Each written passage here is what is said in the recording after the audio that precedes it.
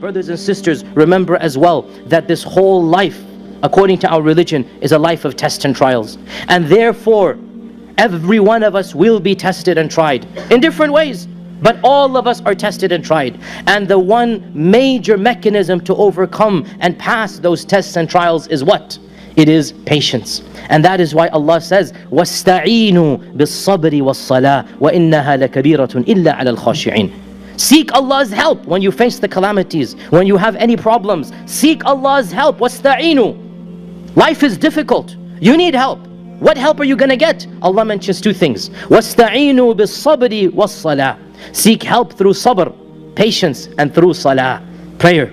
Our mother Aisha said, whenever our Prophet ﷺ was troubled with anything, whenever something bothered him, what would he do? فَزِعَ إِلَى الصَّلَاةِ. He would rush to stand in salah. Salah would make him calm. Salah would make him conquer those problems, those fears, those frustrations. So patience and salah are the two things that Allah has told us to seek help in. And also realize, my dear brothers and sisters, that beautiful verse in the Quran that Allah tells us, فَاصْبِرْ صَبْرًا جَمِيلًا. Be patient, a beautiful patience. So patience is of levels, and the highest level is a beautiful patience. And a beautiful patience is one when people don't even realize you're being patient.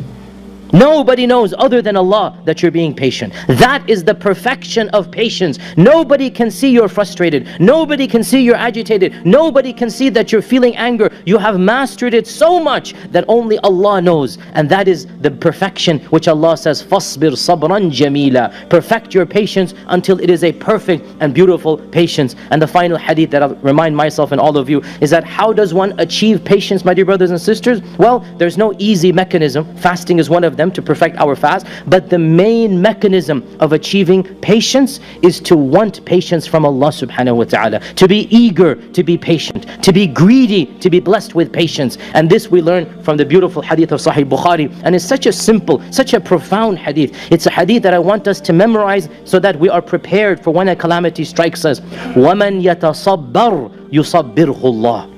وَمَنْ يَتَصَبَّرْ يُصَبِّرْهُ اللَّهُ. Whoever desires to be patient, يَتَصَبَّرْ, he actively wants to be patient. يُصَبِّرْهُ اللَّهُ. Allah Azza wa Jal will give him the patience he requires. What a beautiful hadith. There is no magic trick. There is no mechanism other than wanting to be patient. وَمَنْ يَتَصَبَّرْ.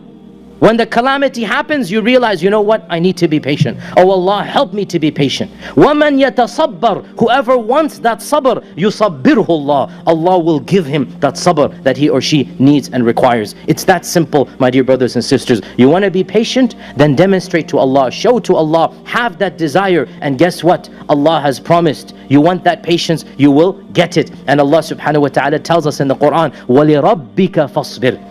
If you are patient for your Lord, وَلِرَبِّكَ فَاصْبِرْ, then you will get it. And this is, by the way, of the first commandments that was given directly to our Prophet ﷺ by Allah. Of the first commandments, Surah Al-Muddathir, the first commandments that came down. Ya ayyuhal muddathir, of the first commandments, Allah tells our Prophet ﷺ, وَلِرَبِّكَ فَاصْبِرْ. Directly to him, singular. Allah is speaking directly to him.